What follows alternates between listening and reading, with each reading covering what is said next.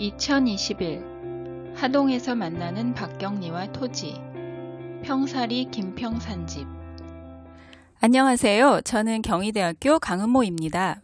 안녕하세요. 저는 한국외국어대학교 박은정입니다. 저희는 오늘 하동 평사리에 있는 토지마을에 와 있습니다. 선생님, 오늘 저희는 김평산에 대해 이야기를 해보고자 합니다. 이곳 토지마을에는 김평산에 집이 조성되어 있지 않은데요. 그래서 배틀이 있는 그 용이 집에서 이야기를 해보고자 합니다. 네, 김평산의 집은 다른 평민들의 집과 별반 다를 바가 없는데요. 삼간 초가 지붕으로 되어 있고요. 안방과 배틀이 있는 작은 방으로 되어 있습니다. 집 앞에는 초라한 뽕나무가 하나 있고요. 울타리가에는 죽어서 거무직직하게 된 살구나무가 있습니다. 살구나무가 울타리를 대신하고 있는 거죠.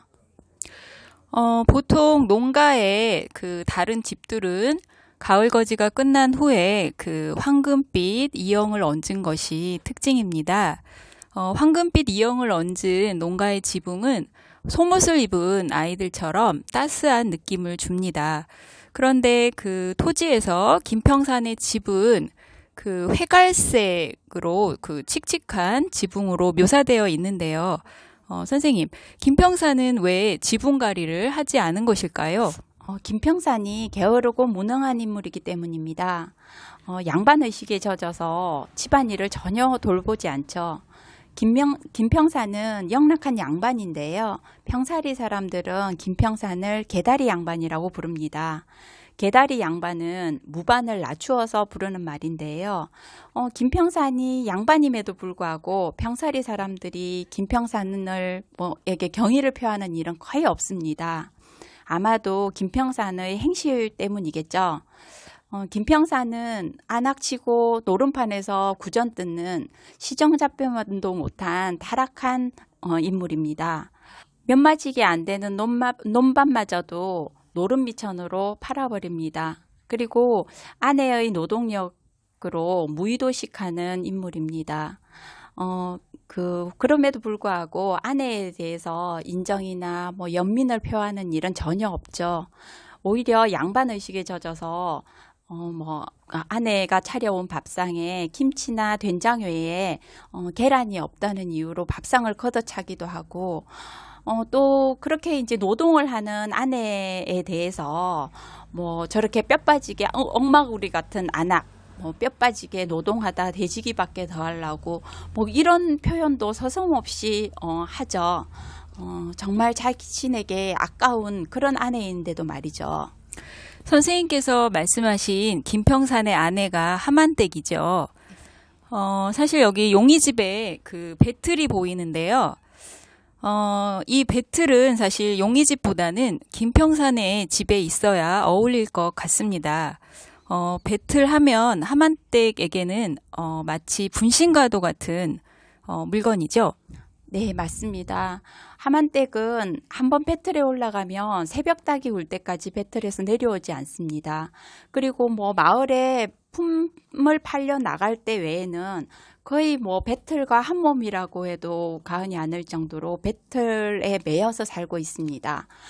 밤새 노름을 한 김평산이 들어와서 낮잠을 자면 그제서야 그 배틀에서 일어나서 그동안 배를 짜느라고 돌보지 못했던 보리밭에 나가서 밭을 메고 밭을 돌보죠. 밤낮을 가리지 않는 노동으로 그 몸은 만신창이가 됩니다. 눈꺼풀이 떨리고 귀는 울고 얼굴은 발갛게 달아올라서 그런 모습을 하고 있죠. 상상만 해도 참으로 고단한 삶이어서 마음이 너무 아프네요. 하만댁은 중인 출신으로 양반 출신인 그 김평산과 결혼을 했을 때는 마을 사람들 모두가 매우 부러워했을 텐데요. 네, 중인 출신인 하만댁이 양반에게 시집 간다고 그 친정에서는 찌떡을 이렇게 딸려서 보냅니다. 찌떡은 그 시집 가는 딸에게 딸려서 보내는 그 논밭이죠. 그마저 김평산의 노름미천으로 들어가 버리고 말지만요. 평산리의 다른 안악들과는 조금 다른 배경을 가진 하만댁이 매우 궁금해집니다. 선생님, 하만댁에 대해서 조금 더 설명해 주세요. 네, 하만댁은 본받을 점이 참 많은 인물입니다. 글도 좋고, 손끝도 야물고, 이야기도 잘하죠. 그리고 낡은 옷이지만 깨끗하게 빨아서 입성을 단정히 하고 있고요. 남편의 옷도 단정하게 해서 내보내는 인물입니다. 다만 양반의식이 좀 강하고 자존심이 지나치게 세다는 점이 이제 좀 단점일 수 있는데요. 그렇게 막 피를 토할 정도로 힘들어 하지만 주변 사람들의 어떤 걱정이나 동정에 대해서는 극도로 경계하는 모습을 보이기도 합니다. 하만댁이 무서운 가난과 남편의 포악을 견뎌내는 힘은 양반이라는 권위를 떠받드는 데서 오는 것 같습니다. 네, 그렇습니다. 선생님, 하만댁에게는 2명의 아들이 있죠? 네, 큰아들은 거복인데요. 손이 거칠고 온갖 나쁜 행실을 하고 다녀서 동네 사람들의 지탄을 받습니다. 어머니 하만댁의 걱정거리죠. 나중에는 가출을 해서 그 일제의 그 앞잡이, 밀정이 되기도 합니다. 근데 다행히 둘째 한복이는 심성이 착해서 어머니의 위안이 되는 인물입니다. 나중에 아버지와 형의 잘못을 뭐 이렇게 조금이라도 상세하기 위해서 그 지리산에서 만주까지 독립 자금을 나르는 일에 나서기도 합니다. 김평산 집 마당에는 죽은 살구나무가 있는 것으로 묘사되어 있습니다. 죽은 살구나무는 그 김평산 일가에게 매우 비극적인 그 사건과 관련이 있는 아주 중요한 나무입니다. 선생님께서 그 비극적인 사건에 대해서 소개를 해주시죠. 김평산이 최참판댁의 당주인 최치수를 살해하는 사건이 일어납니다. 이 사건으로 최참판댁의 하녀 귀녀와 평사리 평민인 칠성이 그리고 김평산이 연루되어서 읍내 관하로 끌려갑니다. 그러자 하만댁이 그 살구나무에 목을 메고 맙니다. 그 하만댁의 비에 젖은 하만댁의 시신을 수습하는 동안 그 살구나무는 몽땅 그루가 되고 마는데요. 그 욕심 많은 봉기가 순식간에 나무에 올라가 목을 메었던 새끼끈과 나뭇가지를 부러뜨려서 챙깁니다. 그러자 보고 있던 마을 사람들이 몰려가서 나뭇가지를 다 꺾어서 챙기게 되는 거죠. 심지어 심성 착한 서서방마저도 그 나뭇가지를 하나 챙기게 되는데요. 애처가인 서서방은 늘 햇배를 앓는 아내를 위해서 그 나뭇가지를 챙깁니다. 아마도 그 사람이 목을 메었던 나뭇가지나 끈 이런 것들이 뭐 효염이 좋다는 그런 미신 때문에 그런 일들이 일어난 거죠. 모르는 사람의 죽음도 아니고 조석으로 대하던 그 이웃 사람의 죽음인데 새끼줄이나 나뭇가지를 줍는 행동이 참으로 각박하게 느껴집니다. 그렇습니다. 토지에서는 이런 모습을 통해 인간의 본성에 대해서 이야기를 하고 있지 않나 하는 생각이 듭니다.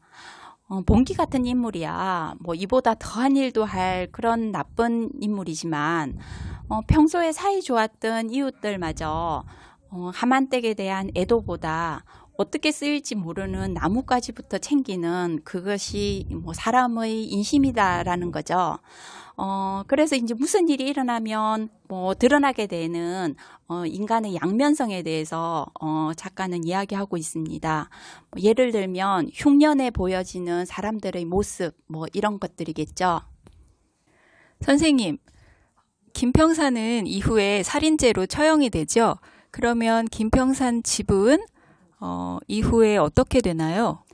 네, 김평산은 월선의 저주처럼 살인죄로 사형을 당하게 됩니다. 월선이 그런 말을 할 인물이 아닌데요. 그렇죠. 김평산이